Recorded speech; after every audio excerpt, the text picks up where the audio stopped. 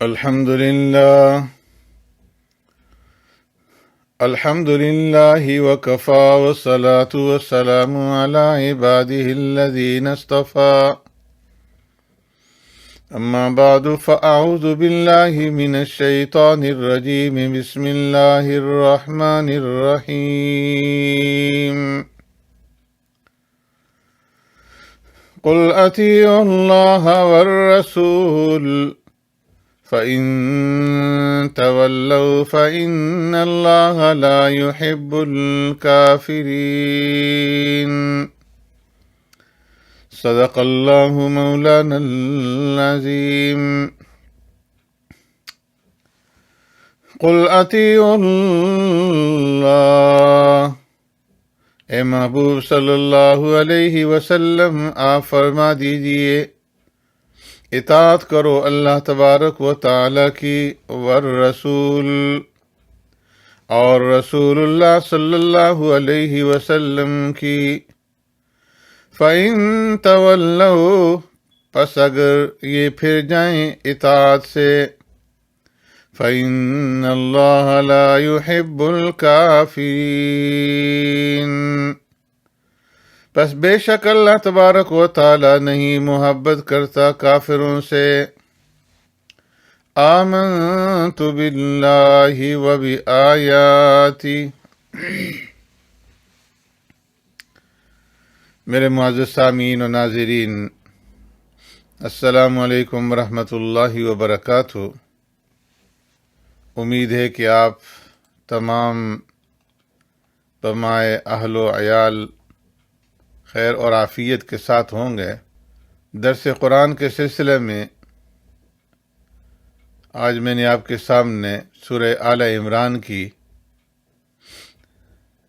آیت نمبر 32 کی تلاوت کی ہے۔ اس سے پہلی آیت کریمہ میں اللہ تبارک و تعالی نے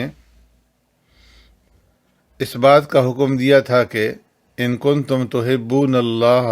فاتبعونی، کہ آپ ان لوگوں سے کہہ دیجئے کہ اگر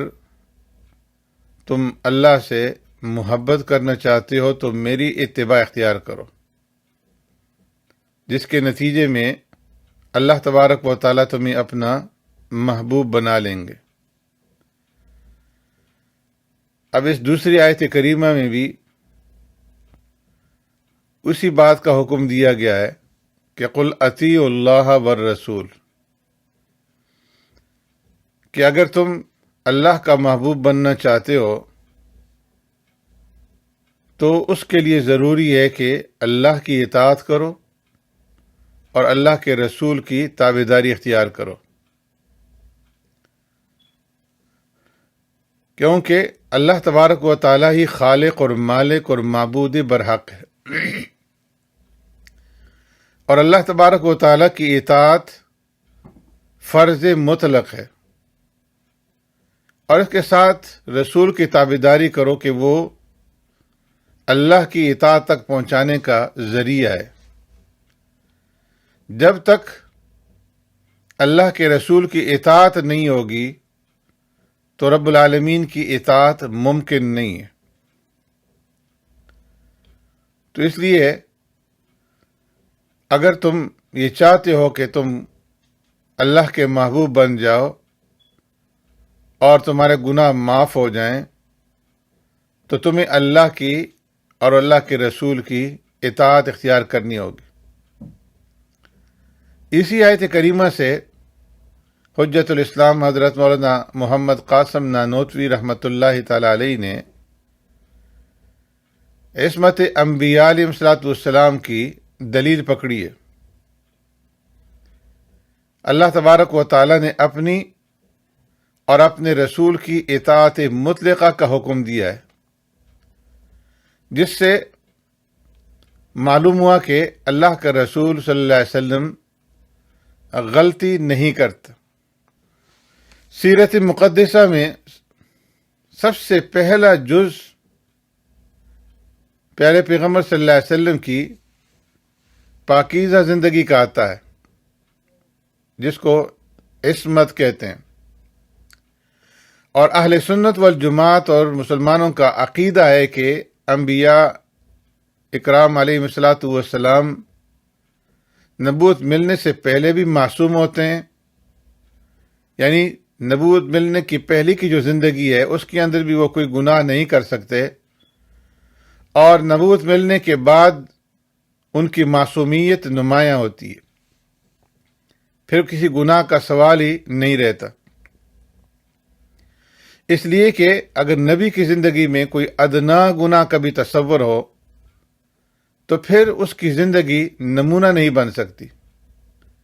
کہ لوگ اس کے مطابق عمل کریں۔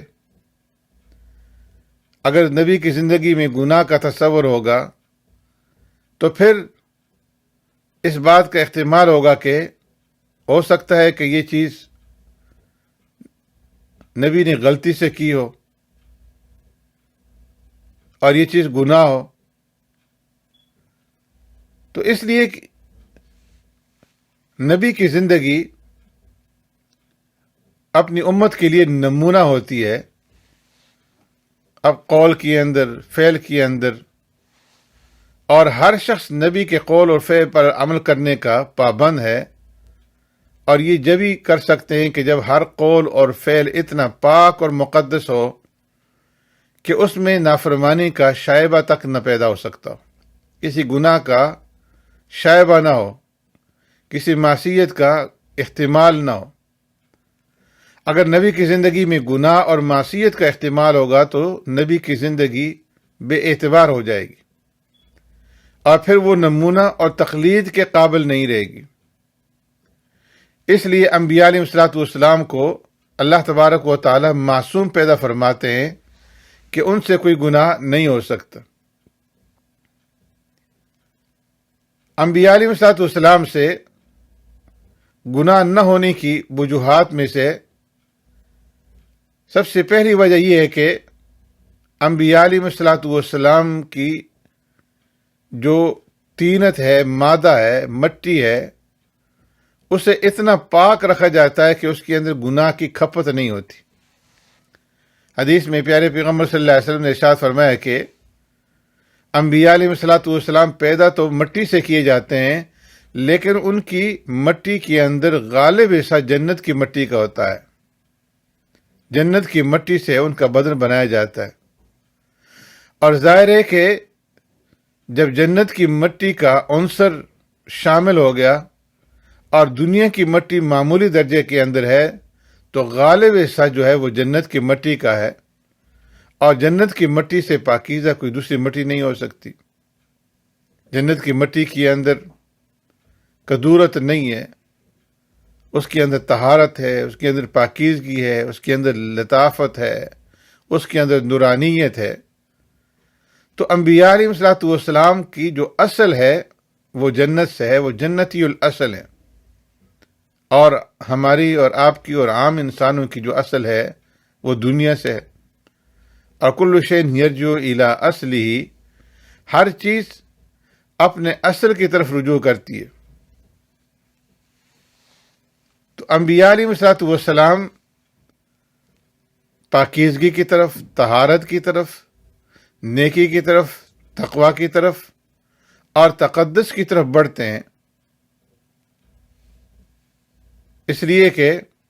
ان کی اصلیت جنت کی مٹی ہے۔ دنیا میں رہ کر کے بھی ان کا رجوع جو دل کا ہے وہ جنت کی طرف ہوتا ہے، دنیا کی طرف ان کا میلان نہیں ہوتا، اپنے اصل کی طرف جاتے ہیں۔ اور جنت کی مٹی پاک ہے، تو اس واسطے انبیاء علیہ الصلوۃ والسلام جنتی الاصل اور نیک طینت ہونے کی وجہ سے ان سے گناہ کا تصور نہیں ہوتا۔ یہی وجہ ہے کہ شریعت جو اترتی ہے وہ نبی کی طبیعت کے اوپر اترتی ہے۔ جتنے افعال انبیاء علیہ الصلوۃ والسلام سے صادر ہوتے ہیں وہ افعال شریعت بنتے ہیں، اور نبی کا کہا ہوا اور کیا ہوا وہ شریعت ہے۔ پیارے پیغمبر صلی اللہ علیہ وسلم نے جو کہہ دیا وہ نمونہ اور شریعت بن گیا۔ اس لیے کہا جاتا ہے کہ ہر چیز کے اندر آپ صلی اللہ علیہ وسلم کی اتباع اختیار کرو. جس طرح پیارے پیغمبر صلی اللہ علیہ وسلم بات کرتے تھے تم بھی اس طرح بات کرو. جس طرح پیارے پیغمبر صلی اللہ علیہ وسلم کھانا تناول فرماتے تھے تم بھی اس طرح کھانا کھاؤ. جس طرح آپ صلی اللہ علیہ وسلم سوتے تھے اسی طریقے سے تم بھی سو. جس طریقے سے آپ صلی اللہ علیہ وسلم کی گھریلو زندگی تھی، انفرادی زندگی تھی، معاشی زندگی تھی، معاشرتی زندگی تھی، تم بھی اسی طریقے کی زندگی اختیار کرو. کھانا آپ کو اس طرح کھانا چاہیے کہ جس طرح اللہ کے نبی صلی اللہ علیہ وسلم نے کھا کر کے دکھلایا. آپ صلی اللہ علیہ وسلم ہنستے تھے، مسکراتے تھے، تو آپ کو بھی اسی طریقے سے ہنسنا چاہیے جس طرح آپ صلی اللہ علیہ وسلم ہنستے اور مسکراتے تھے. اسی طرح بولنا، اسی طرح کھانا، اسی طرح پینا. طبیعت کے جتنے بھی افعال ہیں یہ سارے کے سارے پیارے پیغمبر صلی اللہ علیہ وسلم کے افعال کے نمونہ ہوں. تو معلوم ہے کہ شریعت نبی کی طبیعت کے اوپر اترتی ہے. جو نبی کہہ دے وہ شریعت، اور جو کر کے دکھلا دے وہ شریعت. تو جب تک طبیعت اتنی مقدس اور پاک نہ ہو کہ اس میں برائی کا اور اس میں غلطی کا شائبہ نہ ہو تو شریعت کیسے بنے گی؟ اس لیے فرمایا کہ نبی کی طبیعت کے اوپر شریعت اترتی ہے اور نبی کے عقل پر علم اترتا ہے. اس کی طبیعت سے جو افعال سرزد ہوتے ہیں وہ شریعت ہو جاتے ہیں، اور علم کے بارے میں نبی کے جو اقوال ہوتے ہیں وہ وحی ہوتے ہیں، کیونکہ عقل کامل وحی پر آتی ہے. تو علم بھی انبیاء علیہ الصلوۃ والسلام کا کامل ہے اور عمل بھی کامل. تو فرمایا کہ پیارے پیغمبر صلی اللہ علیہ وسلم معصوم ہے، اور معصومیت کی سب سے پہلی وجہ جو بیان کی گئی، جو میں نے آپ کے سامنے عرض کی، وہ یہ ہے کہ ان کی طبیعت پاک پیدا کی گئی اور ان کی پیدائش کے اندر جو جوہر رکھا گیا ہے وہ جنت کی مٹی سے رکھا گیا ہے. تو اس لیے ان کی طبیعت جب بھی چلتی ہے تو وہ نیکی کی طرف چلتی ہے. تو ایک تو انبیاء علیہ الصلوۃ والسلام کی عصمت کی وجہ ان کا پاک طینت ہونا ہے، ان کی مادہ اور مٹی کا پاک ہونا ہے. دوسری بات انبیاء علیہ الصلوۃ والسلام کی عصمت کی اور معصومیت کی یہ ہے کہ انبیاء علیہ الصلوۃ والسلام کو ہر وقت اللہ تبارک و تعالیٰ کے جلال اور جمال کا مشاہدہ ہوتا ہے، اور انبیاء علیہ الصلوۃ والسلام کے دل ہر وقت اللہ رب العزت کی محبت کے اندر غرق رہتے ہیں، اور اتنی کامل محبت حاصل ہوتی ہے کہ گویا ہر وقت وہ اللہ تبارک و تعالیٰ کی تجلیات کا مشاہدہ کرتے ہیں. اور ظاہر بات ہے کہ اگر کوئی آدمی بادشاہ کے دربار میں ہو اور اس کی نگاہ کے سامنے بادشاہ ہو، اس کی عظمت ہو، اس کا وقار ہو، تو اس وقت وہ بادشاہ کے حکم کی خلاف ورزی کرنا تو دور کی بات ہے، اس کی یہ بھی جرأت نہیں ہوگی کہ وہ ادھر ادھر دیکھ سکے، بلکہ وہ ادب کے ساتھ اپنی نگاہوں کو نیچے رکھے گا. تو جب ایک معمولی بادشاہ کے مشاہدے کا اثر انسان کے اوپر اس طرح پڑتا ہے کہ وہ نہ بے ادبی کر سکتا ہے اور نہ ہی شاہی دربار کے اندر گستاخی کر سکتا ہے، نہ کوئی نافرمانی کر سکتا ہے، تو جس ہستی کو اللہ تبارک و تعالیٰ کا مشاہدہ ہو اور ہر وقت مشاہدہ ہوتا رہے، تو کیسے ممکن ہے کہ وہ اللہ رب العزت کی نافرمانی کے اوپر آمادہ ہو؟ کس طرح یہ ممکن ہے کہ وہ اللہ رب العزت کے احکامات کی خلاف ورزی کرے یا اس کی مرضی اور اس کی منشا کے خلاف کرے؟ تو انبیاء علیہ الصلوۃ والسلام مشاہدہ کی وجہ سے بھی معصوم ہوتے ہیں. تو ایک معصومیت ان کے اندر آئی جوہر اور مٹی کی پاکی کی وجہ سے، اور دوسری معصومیت انبیاء علیہ الصلوۃ والسلام کے اندر آتی ہے مشاہدہ حق کی وجہ سے، کہ اللہ تبارک و تعالیٰ کا جلال اور جمال ہر وقت ان کے سامنے ہوتا ہے، اور جس کی وجہ سے وہ ہیبت زدہ ہوتے ہیں اور کسی طریقے سے اللہ رب العزت کے احکامات کی خلاف ورزی ان سے سرزد نہیں ہو سکتی۔ تیسری بات انبیاء علیہ الصلوۃ والسلام کی عصمت کی یہ ہے کہ اگر بتقاضائے بشریت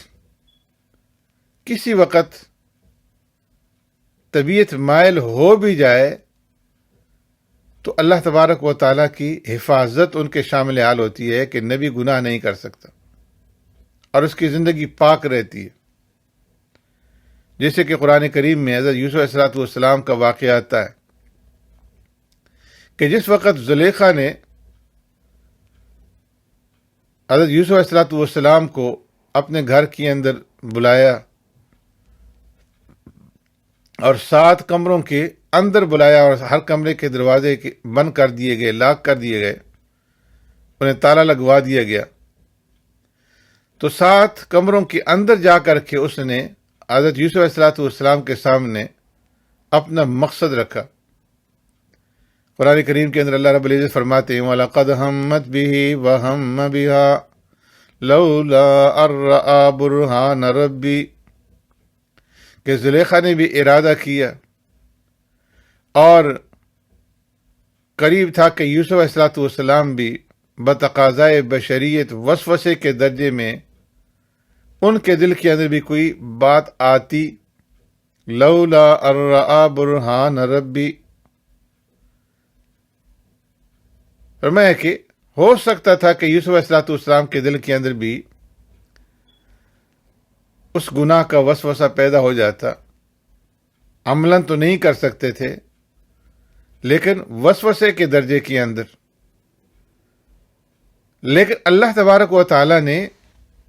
اس سے بھی ان کی حفاظت فرمائی۔ اور یہ حفاظت کیسے ہوئی؟ حدیث میں ہے کہ ممکن تھا کہ یوسف علیہ الصلوۃ والسلام کے دل میں خواہش کا وسوسہ پیدا ہو، لیکن جب یوسف علیہ الصلوۃ والسلام نے چھت کی طرف نگاہ اٹھائی تو یعقوب علیہ الصلوۃ والسلام کا چہرہ مبارک چھت پر نظر پڑا، جو دانتوں میں اپنی انگلی جو ہے دبائے ہوئے تھے۔ جو ہی یوسف علیہ الصلوۃ والسلام کی نگاہ حضرت یعقوب علیہ الصلوۃ والسلام کے اوپر پڑی تو وہاں سے بھاگے، اور 7 دروازے جو لاک تھے جن پر تالے لگے ہوئے تھے، اللہ تبارک و تعالیٰ نے یہاں پہ یوسف علیہ الصلوۃ والسلام کا معجزہ ظاہر کیا کہ جس دروازے پر پہنچتے تھے تالا ٹوٹتا جاتا تھا اور آٹومیٹک طور پر دروازہ جو ہے وہ خود بخود کھلتا چلا جاتا تھا۔ اس طرح 7 دروازوں سے 7 کمروں سے باہر آ گئے۔ تو معلوم ہوا کہ جس طرح انبیاء علیہ الصلوۃ والسلام کی مٹی پاک ہے، جیسے انبیاء علیہ الصلوۃ والسلام کو حق تعالی شانہ کا جلال اور جمال ہوتا ہے جس کی وجہ سے وہ نافرمانی نہیں کر سکتے، تو اسی طریقے سے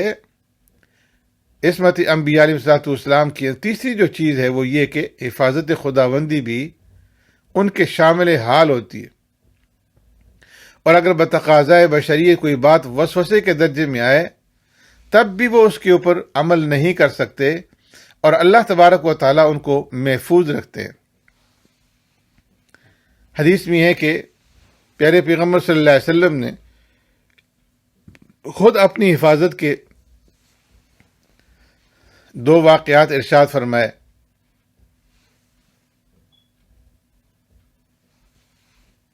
پیارے پیغمبر صلی اللہ علیہ وسلم نے ارشاد فرمایا کہ میری عمر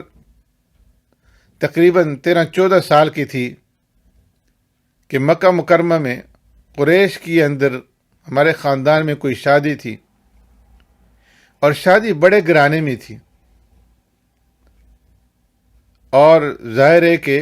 جو بڑا گھرانہ ہو، جن لوگوں کے پاس مال اور دولت ہو، تو وہ شادیوں کے اندر ناچ گانے جیسے خرافات جو ہیں ان کے اندر بھی مبتلا ہو جاتے ہیں۔ انسان اگر غریب ہو، اس کے پاس مال اور دولت کی کمی ہو، مفلسی ہو، تو اس کا دھیان ان چیزوں کی طرف نہیں جاتا، لیکن جب کسی انسان کے پاس مال اور دولت بڑھ جاتا ہے اور دولت کی کثرت ہوتی ہے تو اس کی طبیعت کے اندر بھی طغیانی اور سرکشی جو ہے وہ بڑھ جاتی ہے۔ اگر اللہ رب العزت حفاظت نہ فرمائے تو وہ مال اور دولت انسان کو تباہ کر دیتی ہے۔ تو فرمایا کہ وہاں پر جس گھرانے کے اندر شادی تھی امیر گھرانہ تھا۔ پیارے پیغمبر صلی اللہ علیہ وسلم ارشاد فرماتے ہیں کہ میرے ہم عمر قریش کے کچھ نوجوان لڑکے تھے، انہوں نے مجھ سے کہا کہ چلو فلاں گھر کے اندر شادی ہے اور قریش کی برادری ہے، ہم بھی اس شادی کے اندر شریک ہوتے ہیں۔ پیارے پیغمبر صلی اللہ علیہ وسلم کے سامنے یہ تفصیلات تو نہیں تھی کہ اس شادی کے اندر وہاں پہ ناچ گانا بھی ہوگا، رنگ ریلیاں ہوں گی، مگر ہم عمر نوجوانوں نے، بچوں نے آپ صلی اللہ علیہ وسلم سے اس بات کا تقاضا کیا تو آپ صلی اللہ علیہ وسلم ان کے ساتھ چل پڑے۔ فرماتے ہیں کہ شادی کے اس گھرانے کے اندر کھیل اور تماشے کا جو وقت رکھا گیا تھا وہ رات کا وقت تھا، جس طرح کہ عام طور پر عشاء کے بعد ایسی چیزوں کے لیے وقت رکھا جاتا ہے۔ تو اس کھیل تماشے کے لیے رات کا وقت رکھا گیا تھا۔ ابھی پروگرام شروع نہیں ہوا تھا کہ مجھ پر آپ صلی اللہ علیہ وسلم ارشاد فرماتے ہیں کہ اتنی شدید نیند جو ہے وہ طاری ہو گئی کہ میرا بیٹھنا وہاں پر محال ہو گیا اور میں سو گیا۔ ساری رات سوتا رہا، مجھے کچھ خبر نہیں ہوئی کہ ناچ ہوا، گانا ہوا، رنگلیاں ہوئیں، کیا ہوا کیا نہ ہوا۔ پوری رات اللہ تبارک و تعالیٰ نے میری حفاظت کی، اور جب صبح کو میں اٹھا تو سننے میں آیا کہ رات کو بڑا ہلا گلا ہوا، ناچ گانے ہوئے۔ پیارے پیغمبر صلی اللہ علیہ وسلم فرماتے ہیں لیکن مجھے کچھ خبر نہیں تھی۔ تو یہ تھی اللہ تبارک و تعالیٰ کی حفاظت کہ اللہ تبارک و تعالیٰ نے اس وقت بھی آپ صلی اللہ علیہ وسلم کی نبوت سے ملنے اور بچپنے کے زمانے کے اندر حفاظت فرمائی۔ تو فرمایا کہ اللہ رب العزت نے میری اس طرح سے حفاظت فرمائی کہ مجھے کچھ خبر نہ ہوئی کہ رات بھر لوگ کیا کرتے رہے۔ تو معلوم ہوا کہ جس طرح انبیاء علیہ الصلوۃ والسلام کی مٹی پاک ہے، جس کی وجہ سے وہ گناہ نہیں کرتے، جیسے انہیں مشاہدہ ہوتا ہے اللہ تبارک و تعالیٰ کے جلال اور جمال کا، جس کی وجہ سے وہ گناہ نہیں کرتے، تو ایسے ہی اللہ تبارک و تعالیٰ کی حفاظت جو ہے وہ بھی شامل حال ہوتی ہے کہ اگر کبھی بشری تقاضے سے وسوسہ بھی دل میں آئے تو اللہ رب العزت حفاظت فرما دیتے ہیں۔ پیارے پیغمبر صلی اللہ علیہ وسلم اسی طرح کا ایک دوسرا واقعہ ارشاد فرماتے ہیں کہ میری عمر غالباً 25 برس کی تھی کہ مکہ مکرمہ میں ایک سیلاب آیا، اور مکہ مکرمہ چونکہ نشیب کے اندر واقع ہے، چاروں طرف پہاڑ ہیں، بارشیں بہت کم ہوتی ہیں، مگر جب زیادہ بارشیں ہوتی ہیں تو حرم کے اندر پانی آ جاتا ہے، اور بیت اللہ بالکل بیچ میں ہے۔ تو فرمایا کہ بارشیں ہوئیں اور سیلاب آیا اور بیت اللہ کے اندر پانی داخل ہو گیا، جس کی وجہ سے بیت اللہ کی دیواروں کے اندر کا جو مسالہ تھا، جو چونا تھا، وہ نکل گیا، بنیادیں گر گئیں، اور صرف پتھر جو ہے اوپر نیچے رکھے ہوئے باقی رہ گئے، مسالہ باقی نہ رہا۔ اب اندیشہ تھا کہ دیواریں گر جائیں گی، تو قریش نے ارادہ کیا کہ بیت اللہ کی اثر نو تعمیر کریں۔ اس لیے قریش نے بیت اللہ کی تعمیر کے لیے چندہ جمع کیا، مگر اس زمانے کے قریش باوجود کہ شرک کے اندر مبتلا تھے اور انتہائی بدعملیوں کا شکار تھے، لیکن انہوں نے اللہ کے گھر کی تعمیر کے اندر یہ شرط لگائی کہ کسی قسم کا مشتبہ مال جو ہے، حرام کا مال، وہ اللہ کے گھر کی تعمیر کے اندر نہیں لگایا جائے گا۔ جبکہ وہ ڈکیتیاں بھی کرتے تھے، وہ سودی کاروبار بھی کرتے تھے، اور وہ جائز ناجائز ہر طرح کی کمائی کرتے تھے، لیکن باوجود اس کے ان کو یہ احساس تھا کہ یہ اللہ کا گھر ہے اور یہ پاک کمائی کا مستحق ہے، تو اس لیے اس کے اندر کسی قسم کی کوئی مشکوک آمدنی جو ہے وہ نہیں آنی چاہیے۔ اس لیے بیت اللہ کی تعمیر کے لیے جب انہوں نے چندہ جمع کیا تو اس کے اندر پاک کمائی کے جمع کرنے کا، حلال کمائی کے جمع کرنے کا اہتمام کیا گیا، تو اتنا چندہ جمع ہوا کہ اس سے بیت اللہ کی تعمیر حضرت ابراہیم علیہ السلام نے جن بنیادوں کے اوپر کی تھی ان بنیادوں کے اوپر تعمیر کرنی ممکن نہیں تھی۔ تو اس لیے انہوں نے اس بات کو گوارا کر لیا کہ پوری تعمیر نہ ہو تو یتیم کا جو حصہ ہے اس کو چھوڑ دو۔ جو لوگ حج کے لیے، عمرے کے لیے گئے ہیں وہ جانتے ہیں کہ بیت اللہ کے ساتھ ایک احاطہ سا بنا ہوا ہے، باہر سے چار دیواری کی گئی ہے،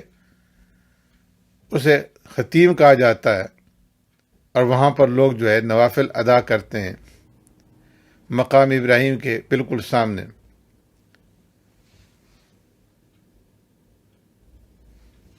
جس کے اندر حضرت اسماعیل صلاۃ والسلام اور اماں ہاجرہ علیہ الصلاۃ والسلام کی قبریں ہیں، اس کے درمیان اور بیت اللہ کے درمیان میں تقریباً تھوڑی سی مسافت ہے، تو خطیم کا یہ جو حصہ یہ بھی بیت اللہ کے اندر داخل ہے۔ ابراہیم علیہ الصلاۃ والسلام نے جو تعمیر کی تھی تو اس کے اندر یہ خطیم کا حصہ بھی بیت اللہ کے اندر شامل تھا۔ تو فرمایا کہ قریش نے جو چندہ جمع کیا تو پورے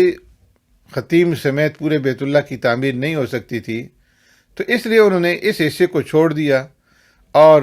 باقی حصے کی تعمیر کر لی، تاکہ بیت اللہ کی تعمیر کے اندر کوئی مشتبہ کمائی نہ لگے۔ ایک طرف تو انہوں نے اس بات کا اہتمام کیا کہ بیت اللہ کی تعمیر کے اندر کوئی حرام کی چیز نہ لگے، لیکن تھے آخر جو حلائے عربی، اسلام کی روشنی تو آئی نہیں تھی،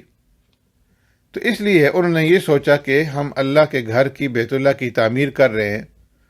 تو ہم ان کپڑوں کے اندر نہیں کریں گے جن کپڑوں کے اندر ہم دن رات گناہ کرتے ہیں اور گناہوں کے اندر مبتلا رہتے ہیں، سیاکاریاں کرتے ہیں، تو ان کپڑوں کے اندر ہم کیسے اللہ کے گھر کی تعمیر کریں؟ لہذا انہوں نے فیصلہ کیا کہ ہم ننگے ہو کر کے بیت اللہ کی تعمیر کریں گے،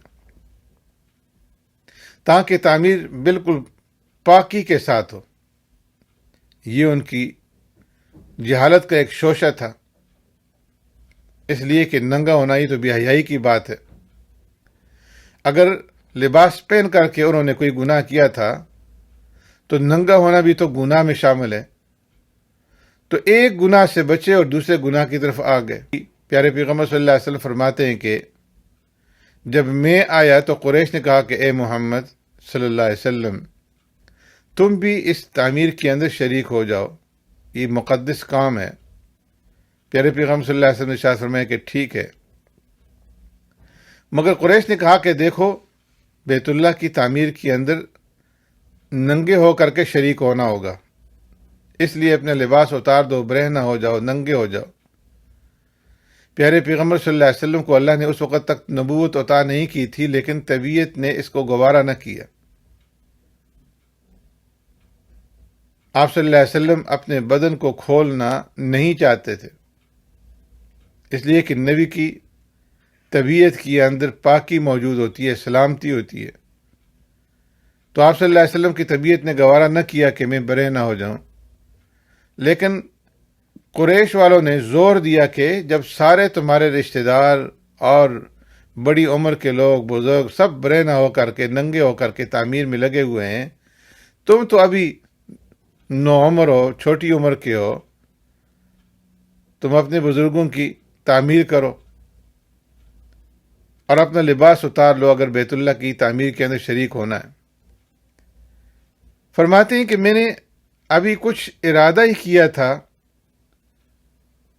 کہ جب یہ سب اس طرح ہیں تو میں بھی لباس اتار لوں۔ ابھی میں اسی کشمکش میں تھا، اسی خیال میں تھا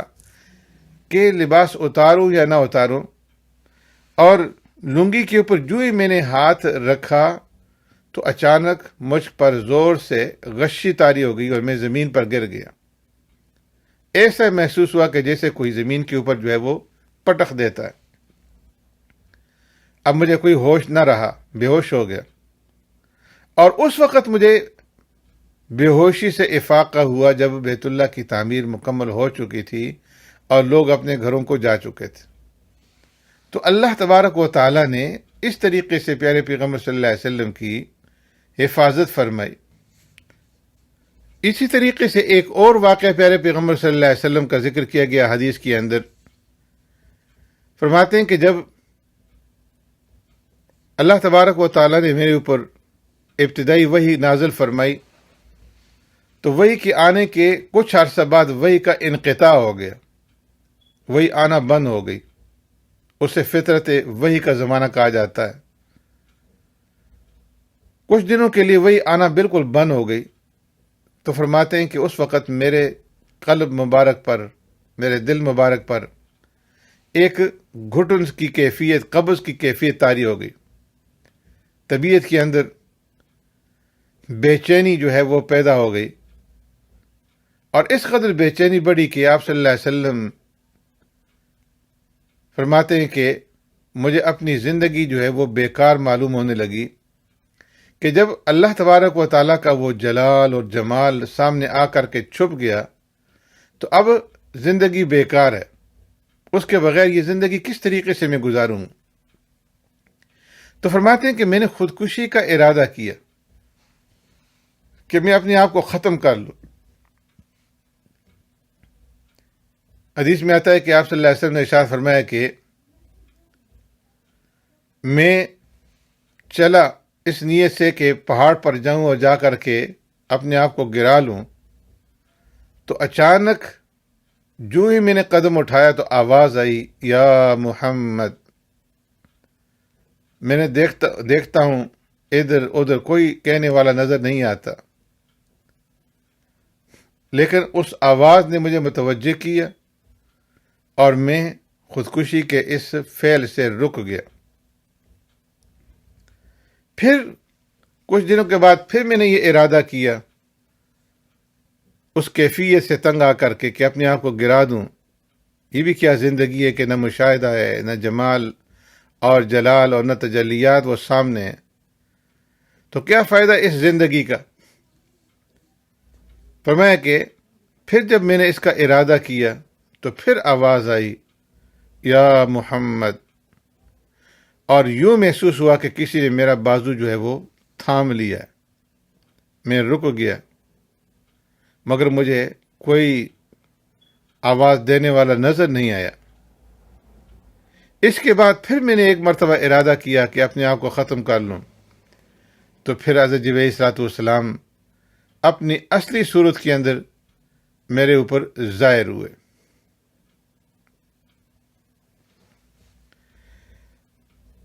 تو ان واقعات سے بھی معلوم ہوا کہ انبیاء علیہ الصلوۃ والسلام معصوم ہوتے ہیں۔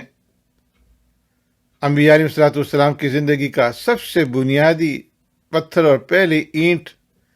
عصمت اور معصومیت ہے، جس سے ان کی زندگی مقدس بن جاتی ہے۔ اس کے بعد وہ اب جو کام کریں گے تو وہ اسوہ حسنہ ہوگا، نمونہ ہوگا، اور امت کو حکم کیا جائے گا کہ تم بھی نبی کی اس حکم کے مطابق چلو اور ان کی زندگی کا نمونہ جو ہے اس کے مطابق اپنی زندگیاں گزارو۔ اس لیے نبی کی زندگی میں معصیت کا کوئی شائبہ نہیں ہوتا اور کوئی ادنا سے ادنا درجے کا گناہ جو ہے وہ نہیں ہوتا۔ تو اللہ تبارک و تعالیٰ نے فرمایا کہ اطیعوا اللہ و اطیعوا الرسول، قل اطیعوا اللہ، اے محبوب صلی اللہ علیہ وسلم آپ ان کو فرما دیجئے کہ تم اطاعت کرو اللہ کی، والرسول، اور اطاعت کرو اللہ کے رسول کی۔ تو اللہ کے نبی کی اطاعت مطلقہ کا حکم دیا گیا اس آیت کریمہ کے اندر۔ آگے فرمایا فَإِن تَوَلَّوْا، اگر تم روگردانی کرو گے، فَإِنَّ اللَّهَ لَا يُحِبُّ الْكَافِرِينَ، تو اللہ تبارک و تعالیٰ کفر کرنے والوں سے محبت نہیں کرتا۔ جس طرح اللہ پر ایمان لانا فرض ہے، اسی طرح نبی اکرم صلی اللہ علیہ وسلم پر بھی ایمان لانا فرض ہے۔ ان میں سے کسی ایک کا انکار بھی کفر ہوگا، نبی پر ایمان کا ادنا درجہ یہ ہے کہ اس پر محض ایمان لایا جائے، اور اعلیٰ درجہ ایمان کا یہ ہے کہ اس کے ساتھ محبت ہو، اور محبت کا تقاضا یہ ہے کہ اتباع ہو۔ اگر دعویٰ محبت کے ساتھ اتباع نہیں تو دعویٰ جھوٹا ہے، اور یہ بھی کافرانہ بات ہے۔ اور فَإِنَّ اللَّهَ لَا يُحِبُّ الْكَافِرِينَ، اللہ تبارک و تعالیٰ کفر کرنے والوں سے محبت نہیں کرتا۔ کافر خواہ کفر اللہ کے ساتھ کرنے والا ہو یا کفران نعمت کرنے والا ہو، وہ اللہ کا دوست اور اللہ کا محبوب نہیں بن سکتا۔ سبحانک اللہم بحمدک، نشہد ان لا الہ الا انت، نستغفرک و نتوب الیک۔